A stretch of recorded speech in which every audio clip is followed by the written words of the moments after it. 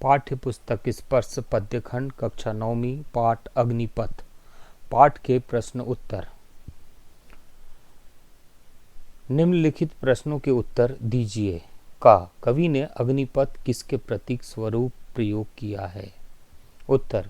कवि ने अग्निपथ जीवन की कठिनाई भरे रास्ते के प्रतीक के रूप में प्रयोग किया है। उसके अनुसार पूरा जीवन एक आग के रास्ते के समान है, जिस पर हमें उसकी गर्मी को सहते हुए लपटों का सामना करते हुए आगे बढ़ना है।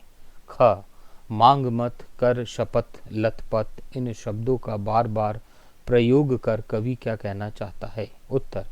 इन शब्दों के बार बार प्रयोग के द्वारा कवि यह समझाने का प्रयत्न कर रहा है कि जीवन रूपी पथ पर तुझे स्वयं ही आगे बढ़ना है, किसी से भी मदद नहीं मांगनी है। यदि तू मदद मांगेगा तो स्वयं ही कमज़ोर पड़ जाएगा और इस अग्निपथ को पार करना तेरे लिए मुश्किल हो जाएगा। ग एक पत्र छाह भी मांग मत, इस पंक्ति का आशय स्पष्ट कीजिए। उत्तर। कवि का आशय है कि इस जीवन के कठिन रास्ते पर हमें लगातार चलते रहना चाहिए। रास्ते में कठिनाई आने पर किसी से भी थोड़ी सी भी मदद नहीं लेना है, स्वयं ही उस कठिनाई का सामना करते हुए आगे बढ़ना है। निम्नलिखित का भाव स्पष्ट कीजिए। का तू न थमेगा कभी, तू न मुड़ेगा कभी। उत्तर।